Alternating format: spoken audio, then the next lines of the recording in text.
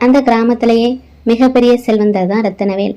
அவரோட வீட்டில் கௌரவம் எப்போதும் குறையக்கூடாதுங்கிறதுல பிடிவாதமாக இருப்பவர். அவரோட ஒரே மகன் தான் கதிர்.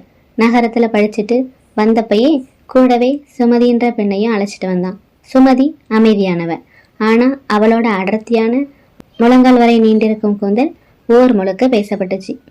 அத்தையம்மா பார்வதிக்கு ஆரம்பத்தில் சுமதி மேலே கொஞ்சம் பொறாமை. இந்த காலத்து பொண்ணுங்க தலைமுடி இவ்வளவு நீளமாக இருக்கே, இதை பராமரிக்கவே நேரம் சரியா இருக்குமே, வீட்டு வேலையை எப்போ செய்வா அப்படின்னு முணுமுணுப்பாங்க.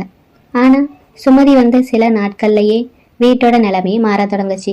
நஷ்டத்தில் ஓடிக்கொண்டிருந்த ரத்தினவேலோட அரிசி ஆலையும் திடீரென லாபத்திலையும் இயங்குச்சு. தீராத முட்டு வலியால் அவதிப்பட்ட பார்வதிக்கு வலியும் குறைஞ்சிச்சு.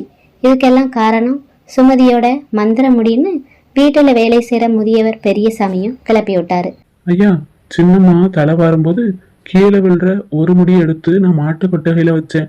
அடுத்த நாளே கறக்காத மாடு 5 லிட்டர் பால் கறக்குதுங்க அப்படின்னாரு பெரியசாமியும் கண்கள் விரிய. இதை கேட்ட பார்வதிக்கு ஒரு யோசனையும் வந்துச்சு. சுமதி தூங்கும்போது அவ தலையிலிருந்து உதிர்ந்த ஒரு முடியை எடுத்து பீரோவில் இருக்கிற பணப்பெட்டிலையும் வச்சாங்க. ஆச்சரியம், அடுத்த வாரமே கதிர் பெரிய அரசாங்க ஒப்பந்தத்திலையும் கையெழுத்திட்டான். பார்வதிக்கும் பேராசையும் வளர்ந்துச்சு. ஒரு முடிக்கே இவ்வளவு சக்தின்னா ஒரு பிடி முடி இருந்தா நம்ம இந்த ஊரையே வாங்கிடலாமேன்னு எண்ணினாங்க. ஒரு நாள் மதியம் சுமதி ஆழ்ந்து உறங்கிட்டு இருக்கும்போது பார்வதியும் மெதுவா ஒரு கத்திரிக்கோளோடு அவ பக்கத்துலையும் போனாங்க. சுமதியோட நீண்ட கூந்தலோட ஒரு பகுதியையும் வெட்ட ஆரம்பிச்சாங்க. ஆனா அந்த கத்திரிக்கோளை வச்ச அந்த வினாடியே சுமதியும் சட்டுன்னு முழிச்சான். சுமதியோட கண்களும் சிவந்திருந்துச்சு. அவ மெல்லிய குரல்ல சொன்னான், அத்தை, இந்த முடியல எந்த மந்திரமும் இல்லை. இது என்னோட அன்போட அடையாளம். நீங்க என் முடியை வெட்ட நினைச்சது என்னோட அழக கிடையாது, என் மேல நீங்க வச்சிருந்த நம்பிக்கையே. சுமதியும் எழுந்து நின்னான். நான் அந்த வீட்டிற்கு வந்ததுலேருந்து என்னோட நேரத்தை வீணாக்காம உழைக்கிறேன்.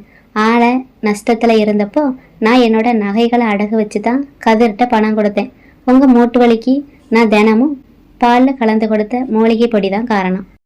இதையெல்லாம் கவனிக்காம முடியல மந்திரம்னு நம்பிட்டீங்களே. பார்வதியும் அப்படியே உறைஞ்சி போனாங்க. தன்னோட அறியாமையை எண்ணி வெட்கமும் பட்டாங்க. உழைப்பால வந்த உயர்வை ஏதோ ஒரு மாந்திரிகம்னு எண்ணி ஒரு பெண்ணோட உணர்வுகளை விளையாட துணிச்சிட்டோமேன்னு வருந்தினாங்க. என்ன மன்னிச்சிரு சுமதி, உன்னோட கூந்தலோட அழகை விட உன்னோட மனசோட அழகுதான் அந்த வீட்டுக்கு ராசி தந்ததுன்னு இப்பதான் புரியுது அப்படின்னு கண்ணீர் மல்கவும் கூறினாங்க. அன்னையிலிருந்து சுமதியோட கூந்தல் வெறும் அழகாக மட்டும் இல்லை, அந்த வீட்டோட ஒற்றுமைக்கும் அன்புக்கும் சாட்சியாக நீண்டு வளர்ந்துச்சு. மந்திரம் முடியல் இல்லை, முயற்சியிலும் அன்புலையும் தான் இருக்குன்னு அந்த குடும்பமும் உணர்ந்துட்டு